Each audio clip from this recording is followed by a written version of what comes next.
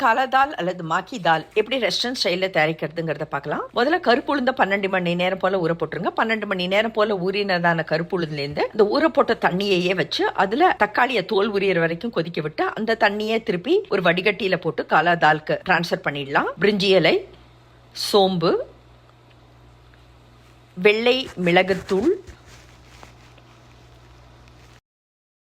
கிராம்பு, கசகச, இந்த கருப்பு உளுந்துக்கு தேவையான அளவு உப்பு சேர்த்து நல்லா கலந்து இந்த பாத்திரத்தை அப்படியே நம்ம ப்ரெஷர் குக்கரில் வச்சு ஹை ஹீட்டில் 5 விசிலும் லோ ஹீட்டில் ஒரு 15 நிமிஷமும் வச்சு நல்ல குழைய வேக வச்சுக்கலாம்.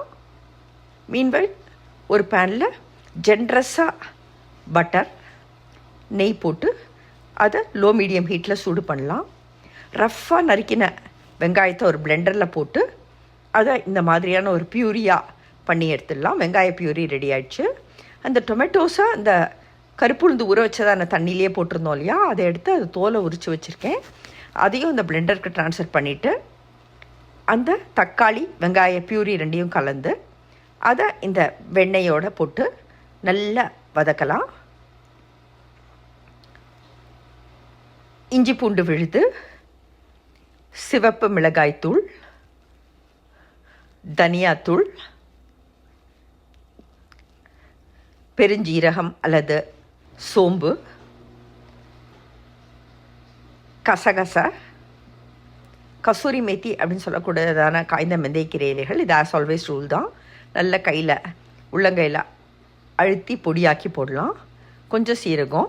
இந்த கிரேவிக்கு மாத்திரம் தேவையான அளவு உப்பு போட்டு நல்ல மீடியம் ஒரு லோ மீடியம் ஹீட்லேயே நல்ல கலரி விட்டபடி இதை ஒரு அரை மணி நேரத்துலேருந்து 1 மணி நேரம் வரைக்கும் குக் பண்ணலாம். நடுப்புற டாலப்ஸ் ஆஃப் பட்டர் சேர்த்துட்டே இருந்தாக்க அந்த ஆத்தென்டிக் ரெஸ்டாரண்ட்ஸ் டேஸ்ட் நம்மளுக்கு வரும்.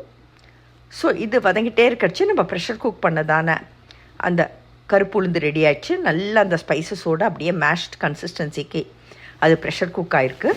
ஸோ இதை ஒரு பாத்திரத்தில் ட்ரான்ஸ்ஃபர் பண்ணிவிட்டு நல்லா வதங்கினதான கிரேவி, எவ்வளோக்கு எவ்வளோ கிரேவியை நல்லா வதக்குறோமோ அவ்வளோக்கு அவ்வளோ நல்ல வாசனையாக இருக்கும். இந்த கருப்பு உளுந்து அதில் ட்ரான்ஸ்ஃபர் பண்ணி திருப்பியும் லோ ஹீட்லேயே வச்சு ஒரு 1 மணி நேரமாவது அதை அப்படியே நடுப்புற கலந்து விட்டபடி சிம்மர் பண்ணி அதை குக் பண்ணி அதை வெசலுக்கு ட்ரான்ஸ்ஃபர் பண்ணி கொத்தமல்லி தழைகள் தூவி இறக்கினோன்னாக்கா ரெஸ்டாரண்ட் ஸ்டைல் மாக்கி தால் வீட்லேயே தயார்.